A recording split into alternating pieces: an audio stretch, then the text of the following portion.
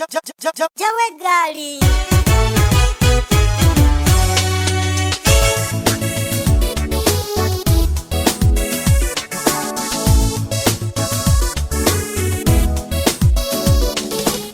after about 2,000 kilometres, 2 Land Rovers and 25 bottles of cane, we finally reached the small town of Kasama and the muchly appreciated Thorn Tree Safari guest house run by Claire. Our third vehicle arrived that morning, and with a quick repack and stock supply of food, it was now time to start knocking out the goods. We were off to run a nearby river with some quality drops. The Lwembe River is a tributary of the Zambezi, which drains into the Congo. We were literally only miles from 3 neighbouring countries, the Congo, Tanzania and Malawi. This was remote Africa for sure. We paddled the Kayak rapids above Pea Falls and continued downstream to the Zesco power station. This was a first ascent and a fun run.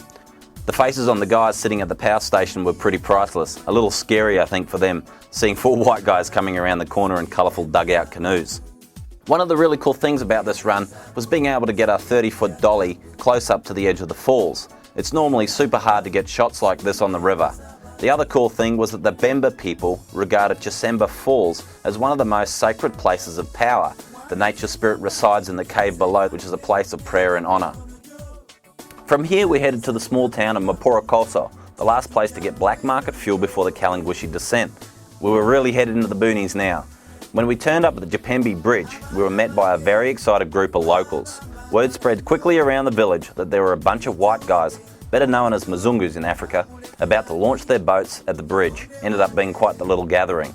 The first major rapids are mentioned in the guidebook, Japembe Falls. There was a photo of them taken in the 70s at very low water. We quickly recognised them even with the much higher water levels. A nice drop with quite a difficult exit move. Ben and Steve both ran the river left line, leaving James and I to film and run the river right line. In total, we ended up paddling about 15 kilometres ending at Lamangwe Falls. Here was a great little campsite right beside the river. The next morning we would put on just below the falls, right above quite a burly rapid, and continue downstream to our final takeout spot, Kabwaluma Falls. We had high expectations for this group of drops. Unfortunately, there was so much mist it was impossible to even get a shot or scout one of the 5 drops. With the boats loaded once again, it was off downstream by road to a rather large waterfall. The next step of the trip would be quite the adventure.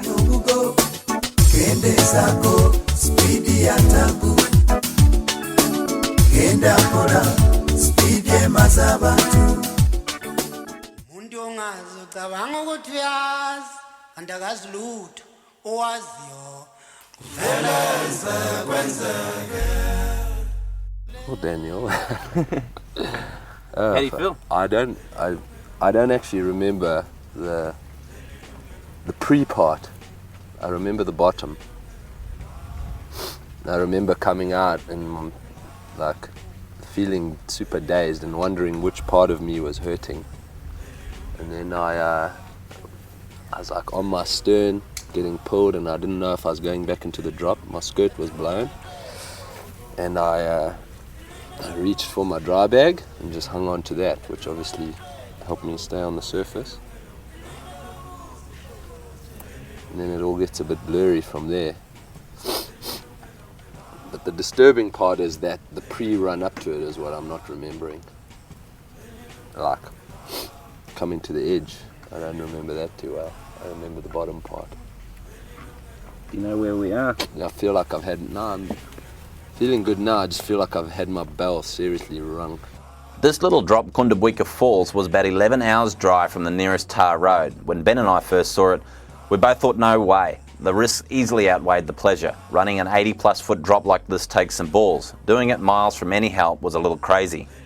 There was not much we could do for Steve's concussion. Ben told him to harden up and helped him load his boat so we could go and run the next river and get away from the hundreds of thousands of tsetse flies there. On the drive out, we realised that our 4-wheel drive Toyota was only 2-wheel drive and should never have been able to get down that road in the first place. From here, it was about a 15-hour drive to the final run on our list, the Colombo River.